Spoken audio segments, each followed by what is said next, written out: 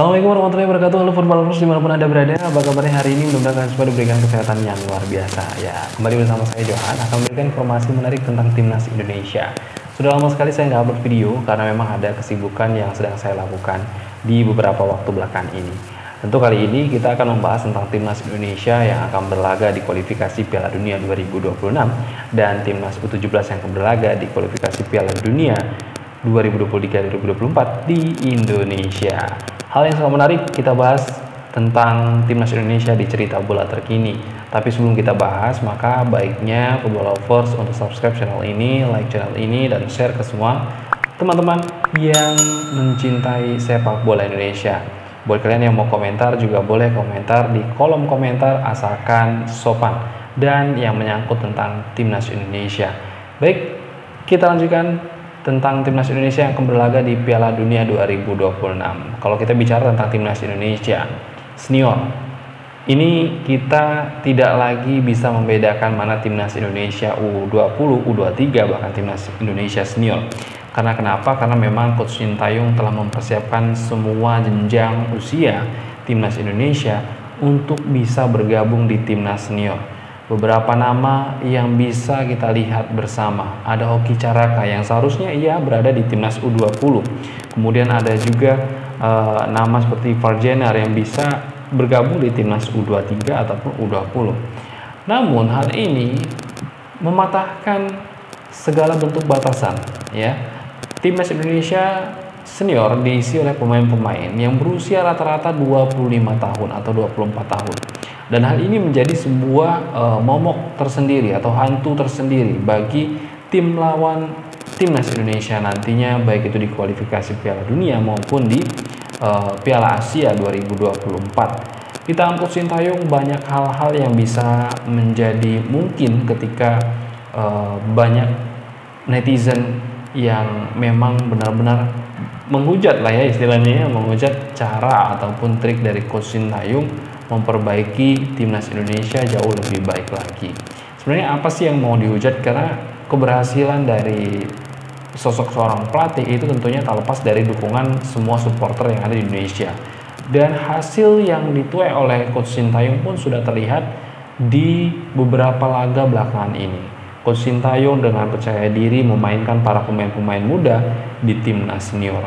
Bahkan ada beberapa pemain abroad yang memang dilakukan rotasi agar tidak menjadi kecenderungan pemain naturalisasi bermain secara terus-menerus dan tidak bergantian dengan pemain lainnya seperti itu. Karena memang kondisi pemain-pemain kita, terkhusus di liga lokal, itu memang sangat-sangat positif sekali di tahun ini ya. Memiliki daya atau performa yang sangat-sangat mumpuni dan memiliki pengalaman yang sangat baik sekali untuk menghadapi pemain-pemain yang berdatangan dari Eropa, Belanda, bahkan juga ada negara-negara tetangga seperti Timor Leste, Malaysia, dan juga Vietnam ya yang bergabung di Liga 1. Tentunya hal ini juga menjadi sebuah pengalaman bagi pemain lokal atau pemain timnas Indonesia yang berlaga di Liga 1. Kenapa? Karena pemain-pemain yang berdatangan ini tadi menjadi sebuah mungkin istilahnya pengetahuan dan juga seperti pembelajaran pada saat pertandingan dimulai di Liga 1.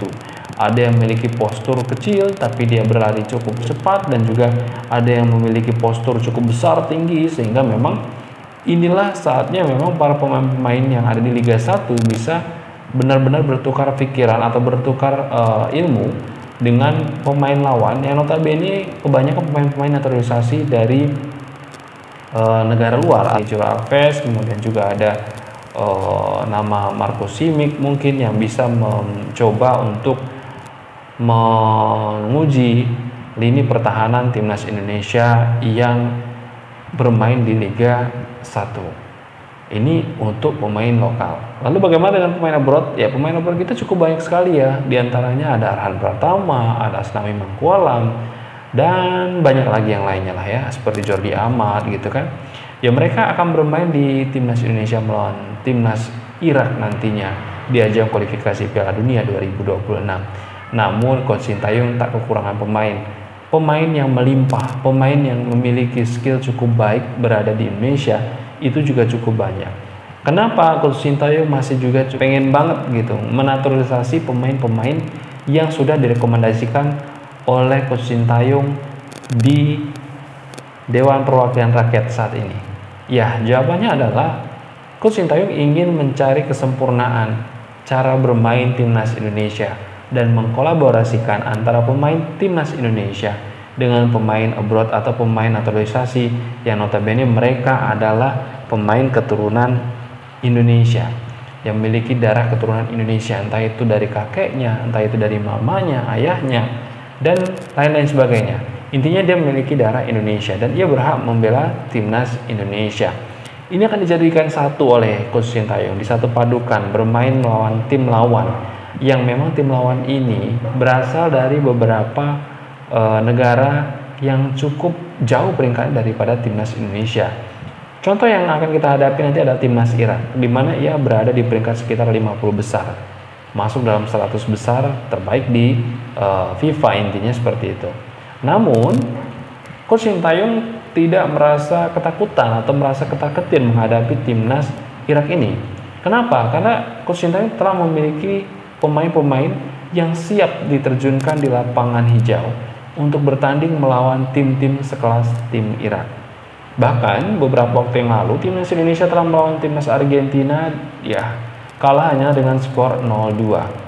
Hal ini juga pernah dialami oleh beberapa timnas yang memiliki peringkat jauh di atas timnas Indonesia, dikalahkan oleh timnas Argentina dengan skor tipis 0-1 atau 0-2. Dan timnas Indonesia yang berada pada saat itu bertanding melawan timnas Argentina kalau tidak salah di peringkat 161 kalau tidak salah ya. Itu juga mampu gitu ya, mampu dikalahkan dengan skor tipis. Nah, ini artinya timnas Indonesia ini memiliki daya pertahanan yang cukup baik untuk pertandingan-pertandingan penting seperti melawan tim-tim besar ya seperti Argentina, kemudian juga nantinya ada Irak seperti itu. Dan hal ini menjadi pemikiran positif bagi seluruh penggemar sepak bola di Indonesia. Kenapa pemikiran positif? Karena memang posisinya timnas Indonesia ini saat ini hanya kalah di peringkat saja. Peringkat timnas Indonesia berada di peringkat 160 besar, 150 besaran ya. Namun cara bermainnya sudah seperti peringkat 100 besar. Mungkin nantinya timnas Indonesia juga bisa jadi melawan timnas Vietnam, kemudian juga ada timnas Korea Selatan, timnas Jepang ya, yang memang nanti akan dihadapi baik itu di kualifikasi Piala Dunia maupun di Piala Asia 2024. Sangat-sangat menarik dinantikan pertandingan timnas Indonesia nanti melawan tim-tim sekelas timnas yang berada di peringkat 100 besar ya. Apakah memang timnas Indonesia layak di peringkat 150 besar ataukah layak di peringkat 100 besar? Karena secara skill dan secara adu taktik teknik timnas Indonesia sudah layak berada di peringkat 100 besar dan memiliki lawan yang cukup baik untuk dipertontonkan ketika bertanding melawan timnas Indonesia. Dan timnas Indonesia ketika melawan Irak nantinya pasti akan menjadi sebuah pelajaran yang sangat penting bagi Coach Sintayong yang telah mendapatkan restu perpanjangan hingga bulan Juni 2024 nantinya, dan menjadi pengalaman yang terbaik bagi timnas Indonesia untuk masuk ke fase berikutnya di kualifikasi Piala Dunia 2026. Dan kita bacakan beberapa artikel yang sudah diterbitkan oleh beberapa media ya, bahwasanya timnas Indonesia nantinya bisa jadi menghadapi beberapa negara yang berada di top skor 100 dunia yang bakal dihadapi timnas Indonesia dalam 2 bulan ke depan. Yang pertama adalah yang paling dinantikan oleh Coach Sintayong, yaitu negara Korea Selatan. Timnas Korea Selatan ini berada di peringkat 24 ya, Football Lovers. Jadi Korea Selatan berpotensi menjadi lawan timnas Indonesia andai pasukan Coach Sintayong bisa menjadi runner-up grup D Piala Asia 2023, sebab Korea Selatan yang berada di grup E berpeluang menjadi juara karena hanya menghadapi Malaysia, Jordania, dan juga Bahrain. Tentunya jika dua skenario di atas tercipta, maka Korea Selatan sebagai juara grup E sudah pasti berjumpa timnas Indonesia sebagai runner-up grup D. Pertemuan itu akan tercipta di babak 16 besar Piala Asia 2023 pada 31 Januari 2024. Dan beberapa diantaranya juga ada nama-nama seperti timnas Vietnam, kemudian timnas Jepang ya, dan juga timnas Irak. Nah, timnas Irak ini yang sebentar lagi akan berlaga melawan timnas Indonesia juga menjadi penantian yang sangat dinanti-nantikan oleh seluruh penggemar sepak bola Indonesia.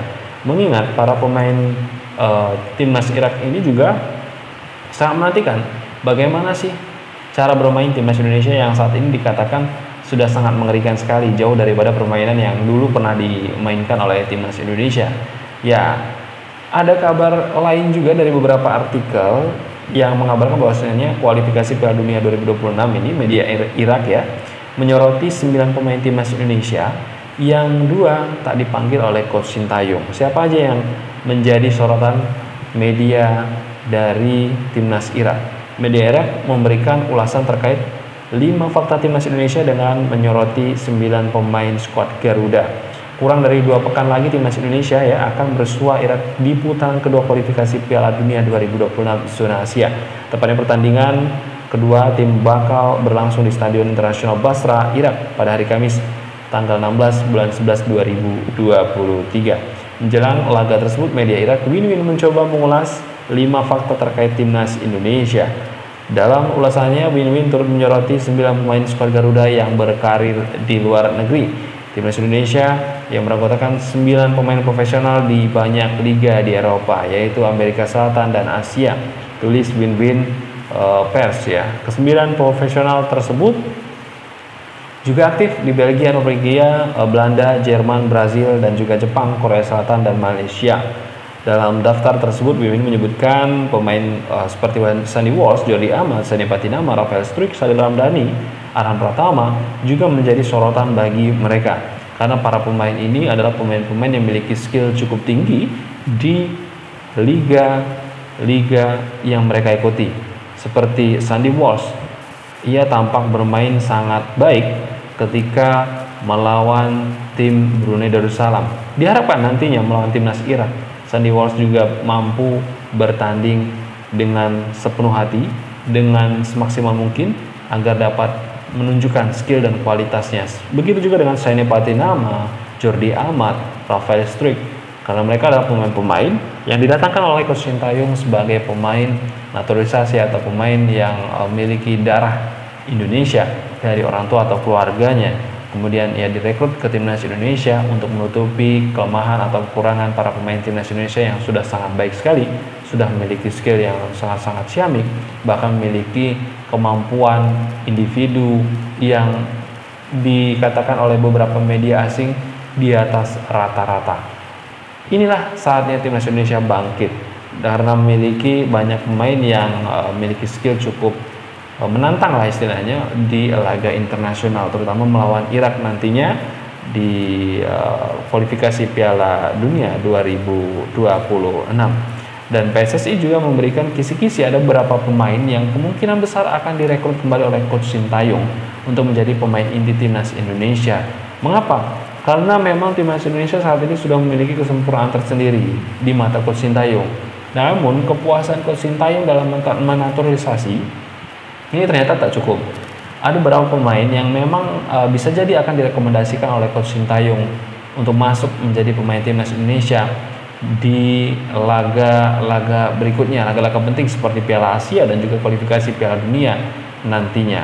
Mudah-mudahan Coach Sintayong bisa diperpanjang agar trik dan juga tujuan yang diterapkan ini tidak berubah lagi, karena biasanya berbeda pelatih akan berbeda pula cara taktik dan juga teknik yang diterapkan oleh pemain. Tentu konsepnya pun juga berbeda. Dan PSSI juga membeberkan ya, ada kisi-kisi pemain keturunan incaran yang diproyeksikan bela timnas Indonesia yang memang memiliki umur yang sudah cukup matang. Dari bolasport.com, PSSI memberikan kisi-kisi dua pemain keturunan yang tengah diincar untuk memperkuat timnas Indonesia. Yang pasti keduanya diproyeksikan memperkuat timnas Indonesia, dan hal tersebut diungkapkan oleh anggota komite eksekutif yaitu Arya Sinulinga. Muda katanya ya, muda banget tapi udah matang. Nah, siapa kira-kira ya? Dan tentunya untuk usianya seperti target yang diharapkan oleh Coach Sintayong berada di usia 23 hingga 27 tahun ya, karena memang Coach Sintayong ini sangat menggemari pemain-pemain muda sehingga memiliki performa dan juga komitmen dalam bermain cukup tinggi. Dan Arya Sinulinga menuturkan pemain keturunan yang akan dinaturalisasi berdasarkan rekomendasi pelatih Coach Sintayong. Kini PSSI tengah mengurus naturalisasi Jai Ides, Nathan Jo Anon, dan Justin Hubner.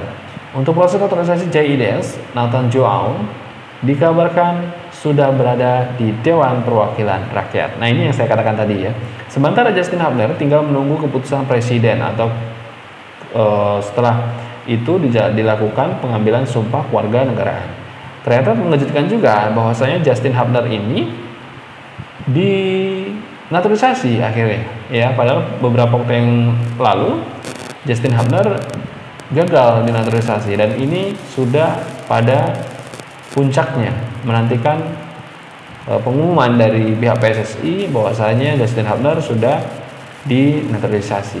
Tinggal menunggu itu saja mungkin ya, karena persetujuan dari Bapak Presiden kemudian juga pengambilan sumpah ini ada sekitar 80% presentasinya bahwasanya Justin Hubner sudah menjadi warga negara Indonesia yang sah dan berhak bermain bersama timnas Indonesia. Akan tetapi kala itu ya, naturalisasi pemain Wolverhampton Wanderers tersebut terpaksa dihentikan pada saat itu ya, lantaran PSSI tidak bisa memenuhi permintaan yang diinginkan oleh Justin Hubner. Pasti disesuaikan dengan kebutuhan pelatih ya, katanya Arya Sinulinga. Saya yakin Coach Sintayong pasti udah ngecek juga. Kami bergerak berdasarkan kebutuhan pelatih, tutur Arya Sinulinga. Sebelumnya, Ketua Umum PSSI Erick Thohir juga mengatakan bahwasanya federasi tengah menjajaki dua pemain keturunan baru yang posisinya seorang striker dan gelandang. Akan tetapi Erick Thohir belum mau mengungkapkan identitas pemain tersebut. Ada dua nama yang kami sedang bicarakan, kata Bapak Erick Thohir. Satu penyerang dan satu pemain tengah. Tunggu dulu, tapi saya tidak bisa bocorin sebelum kesepakatan, kata Menteri BUMN tersebut. Tentunya informasi ini sangat-sangat menarik ya, karena Justin Hubner yang dikabarkan atau dirumorkan akan dinaturalisasi oleh PSSI kemungkinan besar bisa jadi kembali lagi gitu ya, atau mungkin kalau memang belum jadi ya, target dari Coach Sintayong adalah pemain striker dan juga lini tengah. Kalau kita bicara tentang timnas Indonesia, yaitu lini depan striker, sebenarnya striker timnas Indonesia ini memiliki pemain yang cukup lah ya, intinya cukup dalam penyerangan seperti Ramadhan Sananta. Ia juga mampu memberikan perubahan ketika bermain. Kemudian juga ada nama seperti pada waktu lalu ya, ada Dimas Derajat, memiliki istilahnya keberuntungan yang cukup baik di lini depan gitu. Kalau kekurangan pemain lini depan kayaknya memang benar, tapi untuk sementara ya cukuplah gitu ya. Kalau untuk bertanding ke depannya mungkin memang dibutuhkan sekali ya. Sesuai yang diungkapkan oleh Coach Sintayong, dia membutuhkan pemain depan dan lini tengah. Untuk lini tengah seperti ada nama Rahmat Irianto, kemudian juga pemain-pemain yang biasa di tengah seperti Ricky Kambuaya. Ini menjadi apa ya? Mungkin menjadi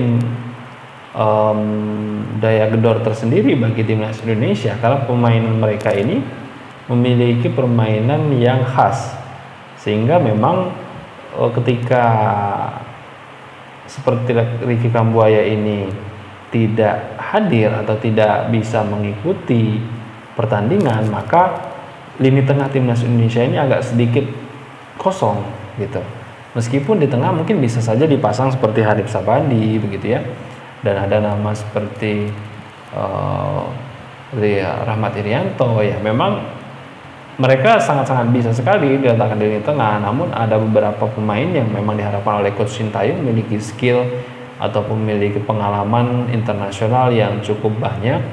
Ya bisa jadi hal ini dibutuhkan oleh Coach Sintayong untuk mengisi lini tengah. Mungkin itu saja football lovers dimanapun Anda berada. Terima kasih sudah menyaksikan video ini hingga tuntas. Mudah-mudahan timnas Indonesia melawan timnas Irak nantinya menjadi sebuah kemenangan agar timnas Indonesia dapat melaju ke babak berikutnya di kualifikasi Piala Dunia. Dan kita doakan saja untuk Coach Sintayong agar ia dapat lebih positive thinking, kemudian semangat dalam membimbing anak asuhnya di kualifikasi Piala Asia nanti yang 2024. Dan menjadi sebuah pembelajaran penting ketika menghadapi Irak di tahun 2023 ini di kualifikasi Piala Dunia untuk di pertandingan-pertandingan berikutnya. Ya, itu saja. Terima kasih. Silakan subscribe bagi yang belum subscribe dan like. Jangan lupa komentar. Kalau mau komentar, silakan komentar yang baik dan sopan. Saya Johan pamit undur diri. Assalamualaikum warahmatullahi wabarakatuh. Salam olahraga.